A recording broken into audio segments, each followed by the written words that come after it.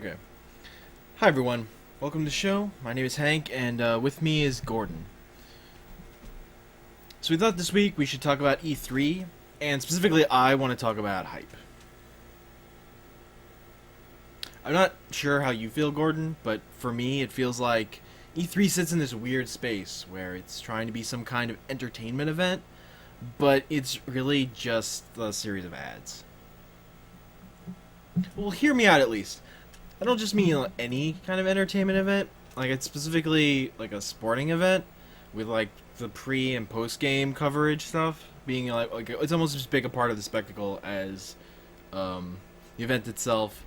And it's not like video games are the only industry that's taken so many cues from sports media. I mean, elections, political events are basically covered the same way too. I don't want to get us off track. Yeah, you're right. You're right. I'm all over the place. Let me just pivot a little.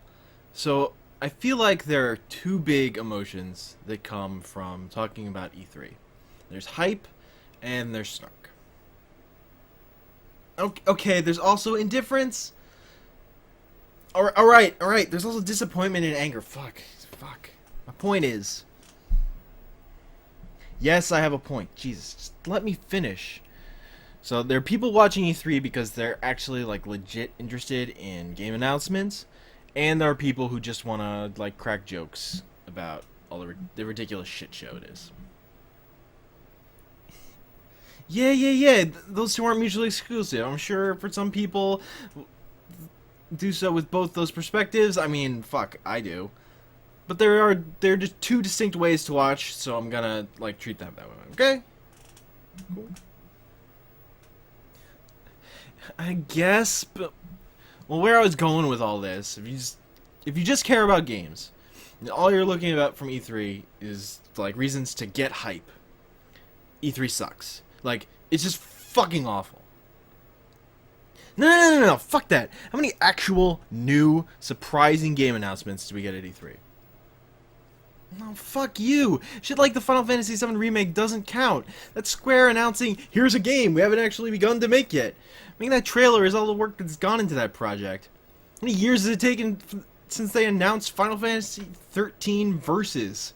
The game's going to be over a decade old by the time it comes out, and all we've seen far of it is a demo that has fucking unacceptable frame rate issues. E3 is a pile of shit. Lies fed to consumers to help convince themselves that hardware that spent all this money on was fucking worth it and wasn't just a waste. Is it to keep up the appearance of strength and health in a AAA industry, even as most of their games are fucking broken and on fire?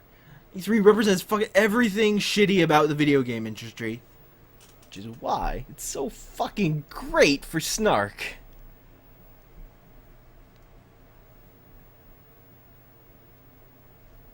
Yeah, whatever.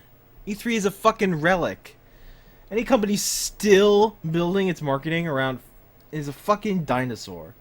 There's a reason Fallout 4 got announced before E3. So they show up because people don't show up to E3 because it's E3. People show up because that's where games happen to be. The big game announcements are big enough on their own. Like they don't fucking need E3. All E3 does is allow companies to tack on dumb non-announcements that actual other like to actual news. E3 exists only to try and sell you on shit you don't want. Because if you do want it, that fuck shit would be easy to sell. They wouldn't need E3. Yeah, I guess I am cynical about this shit. Because I've seen the same fucking thing happen so many times. People get overhyped on some bullshit, work themselves into a frenzy, and then they fall off their adrenaline high and get whiny and cranky. It's fucking annoying. I like it when people are actually excited about games. And I can talk to people about games because I like talking to people about games. E3 hype is just a fucking existential nightmare.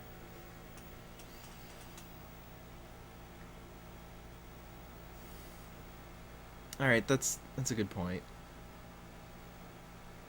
I don't know. I'm not. I guess. Yeah, totally.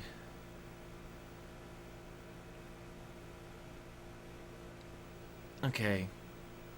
I can agree to that. I guess that's a good place to call it. Thanks everybody for listening.